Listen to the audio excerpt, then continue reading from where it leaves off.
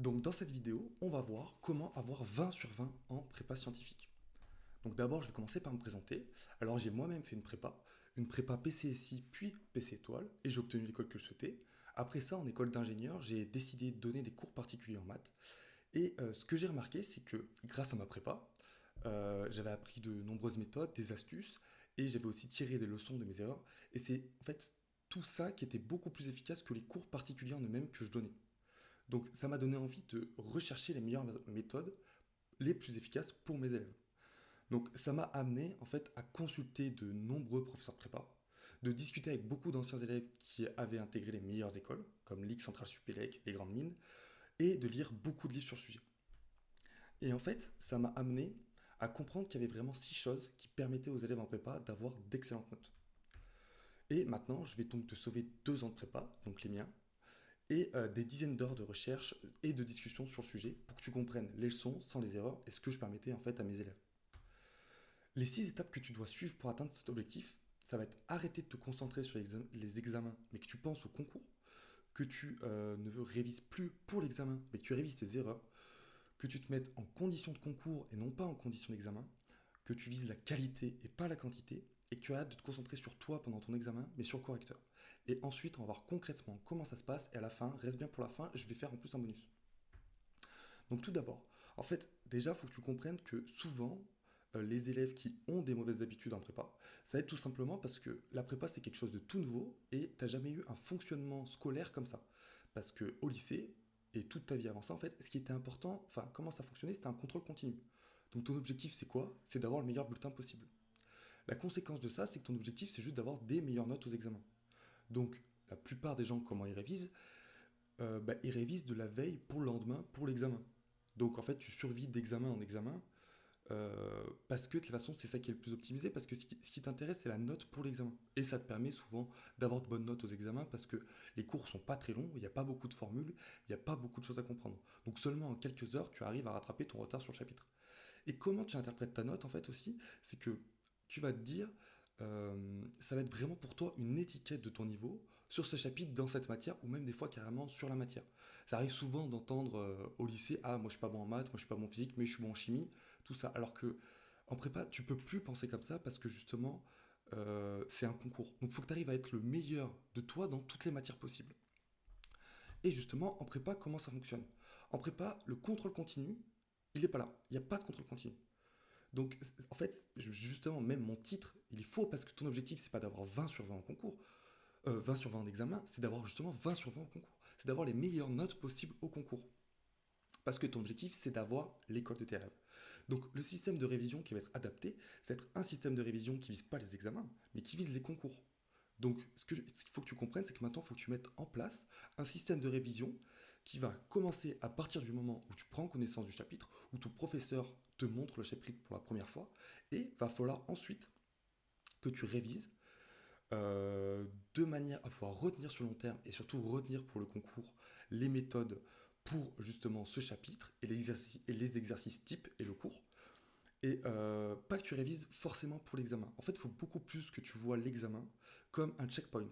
Donc l'examen va être un outil pour ton professeur de vérifier si tu as les connaissances nécessaires sur ce cours pour pouvoir te démarquer des autres élèves, donc pour pouvoir performer au concours. Et surtout, ça va être lui son moment pour te faire un retour, pour te dire ce que tu dois améliorer, ce qui n'allait pas dans cet examen. Et ça va donc t'amener à quelque chose qui va être d'arrêter de réviser pour l'examen. Donc les révisions au dernier moment, la veille où tu révises pendant 3 heures pour rattraper les lacunes que tu as sur cet examen, ça n'a pas de sens parce que tu ne vas pas retenir ça pour le concours, alors ton objectif, toi, c'est quoi? C'est d'avoir les meilleures notes au concours. Donc en fait, tu perds 3 heures de ta prépa, et on sait que le temps, il est précieux en prépa. Et donc, tu vas arrêter de faire ça, et au lieu, plutôt ce que tu vas faire, ça va être de réviser tes erreurs. Parce que le retour de ton prof, c'est vraiment de l'or, parce que lui, il va te dire ce que le correcteur attend de toi, il va te dire ce que tu dois améliorer dans cette matière, dans ce chapitre, et il va te montrer tes erreurs. Et en fait, ça, c'est vraiment hyper important parce que c'est normal de faire des erreurs, parce qu'en prépa, tu apprends plein de choses nouvelles, donc ça va t'arriver de faire des erreurs, mais c'est pas normal de les faire 2 fois. Parce que à partir du moment où tu fais une fois une erreur, et à partir du moment où tu l'as fait 2 fois, c'est là où tu vas faire tout le temps les mêmes erreurs. Et tu vas les répéter, les répéter, les répéter, et nous, on veut faire une erreur, l'identifier aux examens, que le prof te le montre, ou toi tu comprennes que tu as fait cette erreur et qu'il faut que tu la règles, pour ensuite ne pas la faire au concours, parce que nous c'est ce qu'on veut. Nous on va avoir le maximum de points au concours, donc faire le minimum d'erreurs. Et il y a des erreurs qu'il faut absolument traiter. C'est les erreurs qui vont coûter des points dans toutes tes copies. Donc ça va être les erreurs comme par exemple les fautes d'orthographe, parce que les fautes d'orthographe, ça va énerver ton prof de physique, ton prof de chimie, ton prof de maths, ton prof de français, ton prof d'informatique. Ensuite, il va y avoir tout ce qui vont être les problèmes de calcul. Donc faire des erreurs de calcul ou mettre longtemps à calculer. Ça va plus être possible parce que en examen, au concours, ton temps, il est limité. Donc il faut que tu calcules vite et bien. Et aussi, faire des erreurs de calcul, ça va te coûter des points dans chacune de tes copies. Et c'est dommage. Parce que c'est quelque chose qui peut se régler. Il faut le régler. Il faut que tu te mettes un plan pour régler ces erreurs. Ensuite, il va y avoir aussi les problèmes de présentation. Faut savoir que quand le correcteur arrive sur ta copie, lui, ça fait tellement longtemps qu'il corrige les copies que juste en voyant une copie, il sait à peu près euh, la marge, enfin dans quelle échelle va se situer la copie. Est-ce que ça va être un 8-12, un 12-16, un 4-8? Il le sait dès le début. Et lui, en fait, il a automatiquement des préjugés. Et c'est plus fort que lui. Il le veut pas, mais c'est plus fort que lui parce que il sait ok, quelqu'un qui écrit comme ça, quelqu'un qui présente sa copie comme ça, bon, bah, souvent, il va avoir entre temps et temps.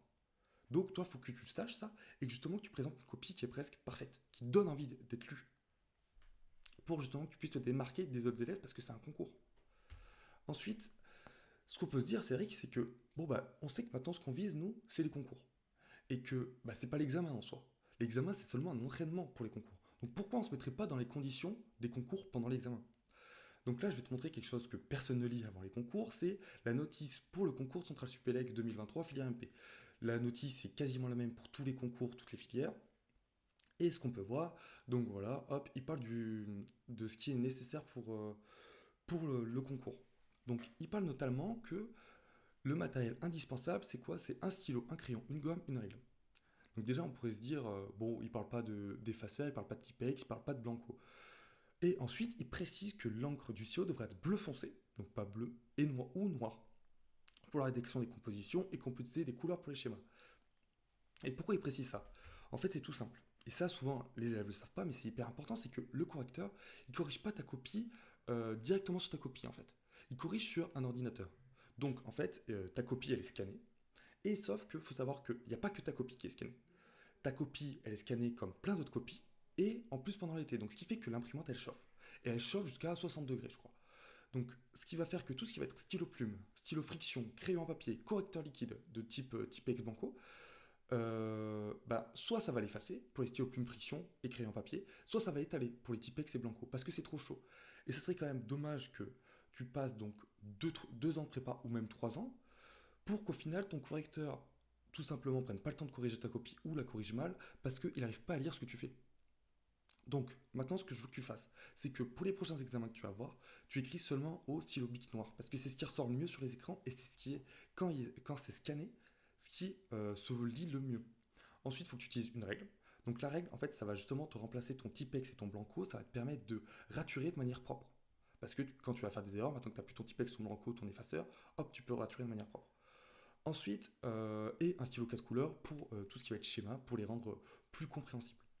Et ça, bien évidemment, je te parle de ça, c'est pour écrire sur ta copie. Si toi, tu aimes bien avoir des stabilos pour stabiloter tout ce qui va être, par exemple, sur le sujet, voilà, les choses importantes, tu peux le faire, il n'y a pas de souci.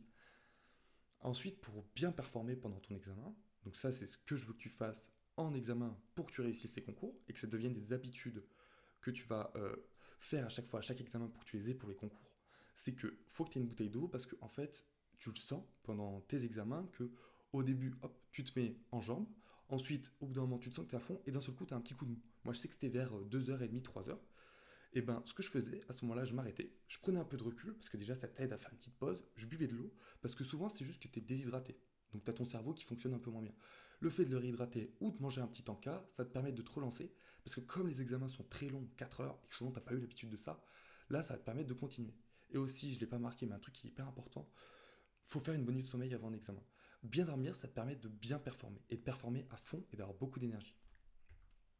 Ensuite, on va voir pourquoi il faut privilégier la qualité sur la quantité. Donc là, tu vas voir, donc ça c'est des rapports des concours.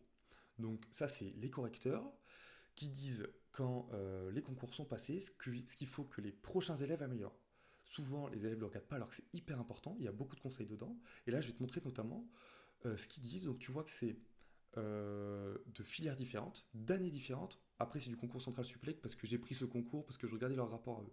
Mais c'est pareil pour tous les concours, hein. Et qu'est-ce qu'il dit justement qu'il faut privilégier la qualité à la quantité. Celui qui le dit le mieux pour moi, c'est le concours central supélec filière PSI. Donc je vais le lire avec toi. Il faut privilégier la qualité sur la quantité, ils le disent carrément, dans la présentation et surtout dans la précision de l'argumentation. Les candidats qui avancent dans un sujet de manière presque linéaire, en donnant tous les arguments importants, qui signalent honnêtement les manques ou les incohérences de leurs propositions, ont toujours d'excellentes notes. Donc là, tu vois, en fait, ça, donc c'est les correcteurs. Donc c'est les gens qui corrigent tes copies, qui te disent ce qu'ils attendent. Toi, tu peux pas mieux rêver. Toi, ce que tu veux, c'est leur donner ce qu'ils attendent justement. Et on voit que, en fait, c'est logique qu'ils te disent ça parce que eux, ils font quoi? Eux, c'est simplement, ils font le tri pour savoir qui est-ce qui va pouvoir rentrer dans leur école d'ingénieur et qui vont représenter en fait leur école. Et donc, ils veulent les futurs meilleurs ingénieurs. Et un ingénieur, qu'est-ce qu'on lui demande? Un ingénieur, on lui demande d'avoir une rédaction qui est précise et qui est rigoureuse, qui donne tout ce qu'il faut justement pour mener ton argumentation et qu'elle soit logique et compréhensible, et qui manque rien. Et on veut aussi que que tu fasses preuve d'honnêteté scientifique. Donc ça veut dire quoi? Ça veut dire que ça arrive à tout le monde, bah, tu fais ton examen et là tu bloques.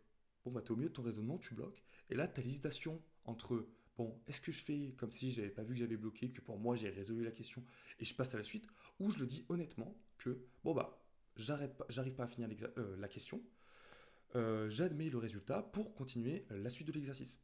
Bah, en fait, ils vont 10 000 fois préférer la deuxième option parce que déjà, la première option, ça va installer du doute chez ton correcteur et c'est pas bon ça. Toi, tu veux pas qu'il doute ton correcteur. Toi, tu veux que ton correcteur il soit sûr qu'en fait, ah ouais, il a beaucoup de connaissances, il a bien travaillé cette année, il mérite ses points. Et il me donne tout ce que je veux. Donc, c'est ce qu'on veut. Et justement, qu'est-ce que tu veux faire maintenant? Tu veux que toutes les questions que tu fasses, tu les traites bien, de manière honnête et rigoureuse, sans en faire trop, et surtout pas assez. Qu'est-ce que je veux dire en faire trop? C'est que souvent, il y a beaucoup d'élèves, quand ils font leurs examens, et qu'il y a un théorème. Alors, c'est un théorème qui est dans le cours, mais ils connaissent la démonstration du théorème, et ils se disent, ah ben, si je démontre le théorème, ça va faire bonne impression pour le correcteur. En fait, c'est une double erreur ça, parce que déjà, ça te fait perdre du temps, parce que tu aurais simplement pu énoncer le théorème et appliquer le théorème. Donc donner les hypothèses, appliquer le théorème. Et là, tu passes du temps à faire la démonstration, alors que nous, on est en concours, le temps est limité. Et en plus, pour le correcteur, ça lui envoie quoi comme signal? C'est que, bah, visiblement, tu connais pas ton cours, parce que tu aurais pu gagner du temps simplement en énonçant le théorème, et toi, au contraire, tu fais la démonstration. Donc, en fait, lui, il va se dire, bon, bah, il connaît pas son cours, c'est pas bien, ça, c'est pas normal, parce que c'est ce qui est attendu de toi que tu connais son cours. Ensuite, faire peu de questions, juste ne veut pas dire petite note. Donc voilà, qualité supérieure à la quantité. Et vaut mieux faire peu de questions bien que beaucoup et mal. Parce que en prépa, les correcteurs donnent plus difficilement les points. Ils attendent vraiment que tu aies une recherche scientifique. Là où avant, au lycée, simplement donner le bon résultat, utiliser la bonne formule, ça t'apportait beaucoup de points. Presque tous les points. En prépa, c'est plus possible. En prépa, tout le monde s'est sorti en formule. Tout le monde s'est donné un bon résultat. Ce qu'on veut voir, c'est est-ce que tu sais communiquer ton résultat? Est-ce que tu sais avoir une bonne rédaction? Est-ce que tu sais ce qui est important en fait? Ensuite, justement, c'est ce que je te dis, il faut que pendant l'examen, tu arrêtes de te concentrer sur toi et que tu te concentres sur le correcteur. Parce que ça nous arrive tous, et au lycée, tout le monde fonctionne comme ça, et c'est normal, parce que ça suffit, mais en prépa, ça suffit plus. C'est que tu te dis pendant ton examen, bon, ça, je pourrais le préciser, je sais ce qu'il faut mettre, mais j'ai pas le temps, je vais pas le faire, et puis de toutes les façons, il va comprendre. En fait, il faut que tu comprennes que le correcteur, il n'est pas là pour comprendre. Il est là simplement pour te noter. Donc, il va pas passer 1000 ans à essayer de savoir, ah, est-ce qu'il a vraiment voulu dire ça, ou est-ce que c'est un oubli, ou non, ça, non. Ça, tu peux te permettre de le faire à l'oral. Tu peux te permettre de faire à l'oral, d'aller vite, de pas tout donner, parce que de toute façon, tu as le correcteur qui est là pour te poser des questions et pour éclaircir ce point, justement. Est-ce qu'il a fait exprès? Est-ce que c'est un oubli? Est-ce qu'il le sait pas? Tu vois? Donc, pour ça, tu peux pas faire ça. Parce que ton objectif, c'est quoi au concours? C'est d'avoir les meilleures notes. Donc, de te démarquer. Et comment tu te démarques? Tu donnes simplement au professeur tout ce qu'il attend. Et surtout pas ce qu'il veut pas. Donc, par exemple, en physique. En physique, c'est quoi l'objectif? L'objectif de la physique en prépa, c'est que tu aies une compréhension physique du monde qui t'entoure. Donc, ce qui va attendre de toi, le professeur, c'est justement que tu montres que toi, tu comprends la physique. Tout le monde, en fait, qui t'entoure. Tu le comprends, toi. Donc, comment tu vas le donner? Comment tu vas montrer ça? Tu vas donner des schémas clairs qui vont montrer justement que tu as bien compris l'exercice, que tu as bien compris ce qu'on te demande. Et aussi, déjà, tu vas commencer par mettre, par exemple, la notation que tu vas utiliser pour la suite de l'exercice. Ensuite, il va falloir que tu donnes une rédaction qui va être tellement claire, logique, qu'on n'a pas besoin de l'énoncer pour comprendre le sujet et comprendre ce que tu fais. On n'a pas besoin de se poser mille questions de ah, pourquoi il fait ça, pourquoi il va là. Non, c'est logique. Bam, bam, bam, tu donnes tes étapes, tu donnes tes explications, et il faut que ça soit limpide en fait. Il faut que ce soit agréable à lire. Ensuite, le correcteur, lui, quand même, ce qu'il va chercher, c'est aussi que tu aies la bonne expression littérale et la bonne application numérique. Parce que c'est quand même un correcteur, et l'objectif d'un ingénieur, c'est quand même d'avoir des résultats. Donc tout ça, on va le donner de manière évidente et claire. Donc les schémas, tu fais des grands schémas. Une rédaction, tu fais en sorte qu'elle soit logique, claire et précise. Donc tu mets des points, tu mets de l'indentation. Et pour l'expression littérale, tu vas l'encadrer. Et pour l'application numérique, qui sont vraiment deux choses différentes, on ne mélange pas l'expression littérale et l'application numérique. L'application numérique, tu vas écrire AN, souligner et donner l'application numérique avec la bonne unité. Comme ça, le correcteur, lui, ça va être très simple quand il va voir ta copie. Et ça, c'est les copies des bons élèves. Quand tu vois une bonne copie, où tu vois un schéma clair, où tu vois une rédaction qui est claire, logique, précise, qui t'emmène simplement mais efficacement à la réponse, avec l'expression littérale qui est encadrée et l'application numérique qui est soulignée, bon bah c'est nickel. Et en plus, toi, ça va te permettre d'avoir une standardisation de tes réponses. Donc ça va être très efficace pour toi parce que tu n'auras pas besoin de réfléchir. Toi, simplement, tu pourras te concentrer sur les choses qui sont vraiment importantes dans l'exercice, qui sont de comprendre l'exercice et appliquer tes formules. Ensuite, ce qu'il faut surtout pas faire, donc bien évidemment, ce qu'il faut surtout pas faire, c'est montrer au professeur que tu comprends pas tu comprends pas ce qui est attendu de toi en fait. Faut que, par exemple, s'il donne aucune mise en contexte, simplement t'appliques une formule, hop, et tu t'arrêtes là. Bah, ça montre bien que t'as rien compris parce que ce qui est demandé de toi, c'est justement ta capacité à savoir communiquer tes résultats, à savoir comment expliquer comment toi tu en es arrivé là. Et en plus, comme je t'ai dit, ça va installer plein de doutes chez ton professeur qui vont être pourquoi il donne directement la réponse. Est-ce que il a juste une intuition que c'est sûrement ça qu'on doit trouver, ou bah il est allé trop vite. Et le professeur va toujours choisir le pire des cas. Le correcteur va toujours choisir le pire des cas. Donc il va toujours te mettre le minimum de points. Ensuite, il va y avoir aussi quand tu vas donner des expressions littérales non homogènes et que tu vas pas préciser. Bon, bah, j'ai une expression littérale non homogène, je sais pas quoi, je sais pas pourquoi, je sais pas d'où ça vient, mais je passe à la suite. Parce que si tu précises pas, le professeur il va se dire quoi? Soit bah, il a pas de recul sur ce qu'il fait, il donne une expression littérale non homogène, alors que ton professeur de physique, déjà, c'est sûr qu'il t'a répété un milliard, trois trucs notamment, qui vont être comprends ce que tu fais, regarde si c'est homogène et regarde si c'est le bon ordre de grandeur. Donc, si en 2 ans de prépa, t'as pas été capable de comprendre ça, c'est pas normal. Donc, si tu donnes un résultat qui est pas homogène, alors que c'est une vérification de base qui est attendue en prépa, c'est pas normal. Donc, soit quand ça t'arrive, tu le dis, soit quand ça t'arrive, tu vas voir où est ton erreur pour la corriger. Ensuite, donner une application numérique qui ne respecte pas l'ordre de grandeur. Alors ça, justement, ça va encore une fois envoyer un très mauvais signal au correcteur parce que ça montre que tu comprends pas ce qui t'entoure. Tu vois, c'est comme si tu donnes ton résultat et qu'à la fin, tu dis la voiture a une longueur de 2 km. Bah non, tu vois que c'est pas possible une longueur de 2 km. Donc quand ça t'arrive, par exemple, pour que ça soit, je sais pas, ça peut être la distance de focale d'une lentille, ça peut être des choses comme ça plus précises, ou euh, la capacité d'un condensateur, des choses comme ça, il faut que tu connaisses des ordres de grandeur pour quand toi tu vois que bah, tu as un ordre de grandeur qui colle pas, bah, que tu puisses le dire. Bah, mon résultat ne tombe pas dans les ordres de grandeur attendus. Bah voilà, bah justement, ça montre que tu es critique de tes résultats et tu as vraiment une recherche d'ingénieur justement. Et c'est ce qu'on attend de toi. Le pire de tout, c'est vraiment quand tu vas essayer de l'arnaquer. Ça nous est tous arrivé. Tu fais tout ton. On te demande, hop, on te demande d'atteindre un certain résultat. Tac, tu te dis, ok, bon bah je comprends, ça va être ça la démarche à faire. Tu fais toute ta démarche et là tu arrives au résultat et tu remarques que la seule différence de ton résultat, c'est que tu as un moins à la place d'un plus. Alors là, il y a deux choses qui vont se présenter à toi. Soit tu te dis, bon, j'ai pas le temps, je vais vite fait aller au mieux de mon résultat, changer le plus par un moins au bon moment quand ça m'arrange. De toute façon, le correcteur va pas le voir. Alors, de toutes les façons, le correcteur va pas le voir, c'est faux. De toutes les façons, il va le voir. Il va le voir parce que, dis-toi que toi, ça fait 2 ans que tu fais une prépa. Toi, c'est la première fois qu'on te demande des choses qui sont autant compliquées. Ton professeur, lui, ça fait souvent 20, 30 ans, 40 ans qu'il fait ça. Des personnes qui ont essayé de l'arnaquer, il en a eu plein, il en aura plein. Tu ne seras pas le premier, tu ne seras pas le dernier. Et même dans l'examen que tu es en train de passer, il y en a d'autres qui essayent de faire comme toi parce qu'ils ont eu la même erreur. Donc quand ça t'arrive, soit tu vas chercher directement où tu as fait ton erreur, tu la corriges, soit tu le dis de manière honnête, bah, j'ai une erreur, je comprends pas pourquoi j'ai pas le bon résultat, je passe à la suite. Voilà, bon, bien sûr de manière mieux dite, hein, en fonction de ton exercice. Ah, et justement, oui, dites-moi dans les commentaires, pour la prochaine vidéo, si vous voulez plutôt que je vous montre comment faire une bonne rédaction en maths ou une bonne rédaction en physique. Parce que là, je ne peux pas trop rentrer dans le détail, et c'est mieux justement d'en faire une vidéo dédiée pour que je vous donne vraiment tous les conseils et toutes les astuces.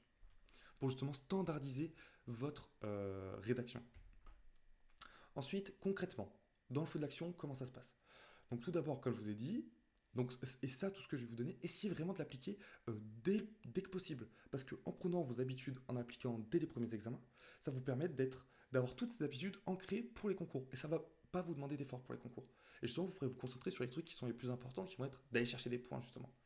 Donc tout d'abord, tu as révisé le chapitre sur toute la longueur. Donc à partir du moment où ton professeur t'a donné le chapitre, t'as fait le premier cours sur le chapitre, tu as commencé à réviser le chapitre sur la longueur et avoir, sans même penser à l'examen, parce que l'examen c'est pas une fin en soi. L'examen c'est pas ce que tu vises. Donc tu as commencé à réviser le chapitre et tu vas continuer à réviser le chapitre après l'examen.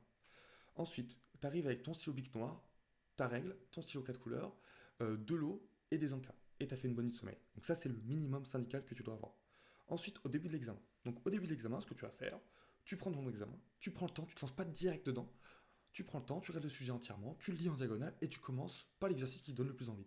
En fait, ça va être un peu l'échauffement, tu vois. Comme en musculation, par exemple, tu commences pas directement à faire du développé couché à 100 kg, non. Tu vas commencer par t'échauffer. Là, c'est pareil. Tu te mets en jambes tranquillement, hop, hop, hop, tu fais ce qui te donne le plus envie. Ensuite, tu lis l'exercice en entier. Pourquoi lire l'exercice en entier? Parce que ça, c'est quelque chose de basique, mais souvent, tu vas avoir des indications vers la fin de l'exercice, enfin, des questions vers la fin de l'exercice qui vont donner des indications pour les premières questions, en fait. Et ce serait dommage de passer à côté.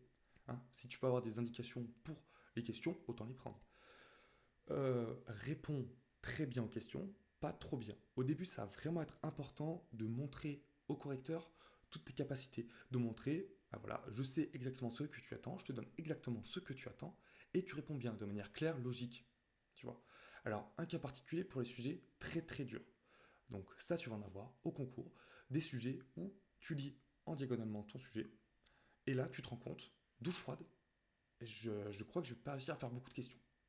Là, c'est le moment où il faut que tu prennes une grande inspiration, que tu te recules et que tu te dises, ok, bon, de toutes les façons, on est dans un concours. Si moi je pense ça, c'est sûr que ça arrive aux autres personnes. C'est sûr que les autres personnes pensent comme ça. Et moi, justement, c'est ce qui me permettait, aux examens très durs, de talonner les meilleurs. Parce que là, justement, ce qu'il faut que toi tu fasses, c'est que tu te dises, ok, bon, bah, visiblement, il n'y a pas beaucoup de questions que je vais pouvoir traiter. Mais je vais en profiter pour. Parce que je sais que de toute façon, les correcteurs, va bien falloir qu'ils départagent les élèves. Donc, comment ils vont les départager? Et bien, sur les peu de questions que les élèves vont réussir à traiter. Donc, les questions que moi je sais traiter, je vais extrêmement bien les traiter en leur donnant exactement tout ce qu'ils attendent, en le faisant le plus simple possible, parce que de toutes les façons, comme le sujet est très dur, je sais que j'aurai le temps de traiter les questions que j'ai, les questions que je peux traiter. Donc, je prends mon temps, je le fais bien, je fais en sorte de bien utiliser mon brouillon pour avoir une copie très claire, très lisible.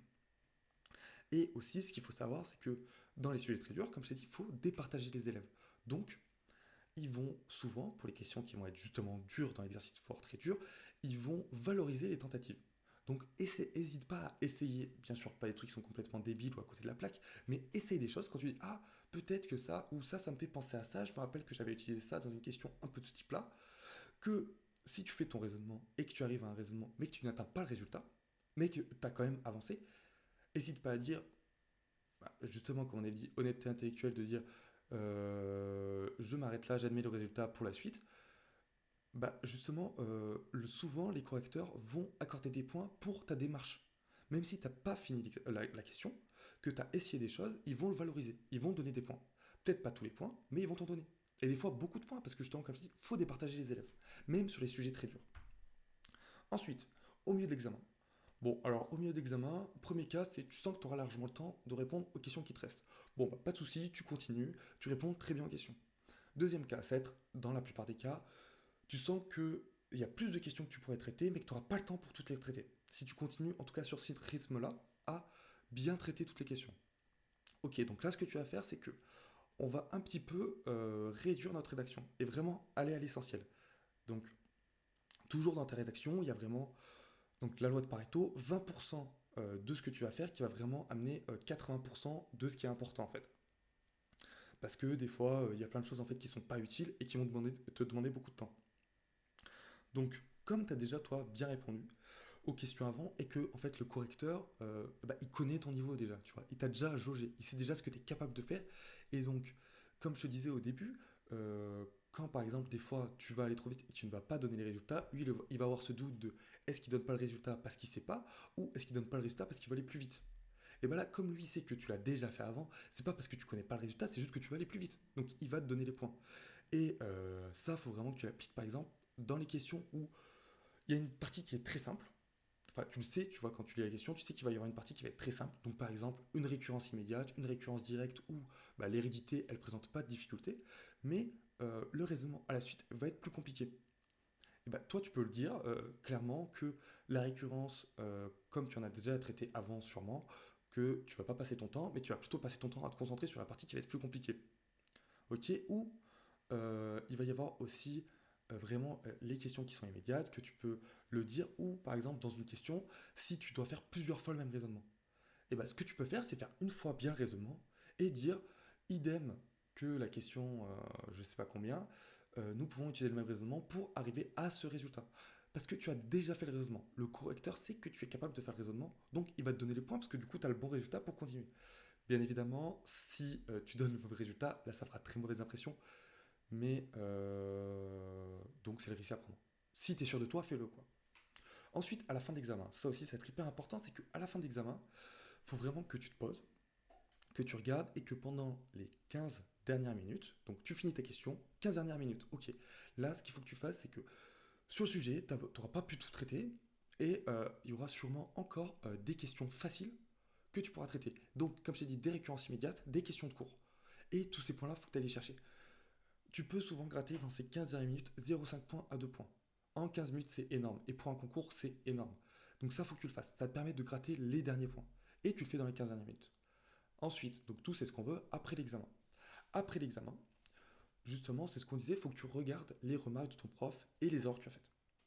Il faut que tu les regardes parce que justement, le retour de ton prof, c'est ce qui va vraiment permettre de pouvoir t'améliorer de manière crescendo jusqu'au concours et pour qu'au concours, tu aies vraiment un très très très bon niveau. Parce que lui, ton professeur, comme je t'ai dit, il sait ce que les correcteurs attendent de toi parce que c'est lui-même un correcteur. Ensuite, une fois que tu as identifié tes erreurs et les remarques de ton prof, il faut que tu fasses un plan pour ne plus les refaire. Il faut que tu règles ces erreurs.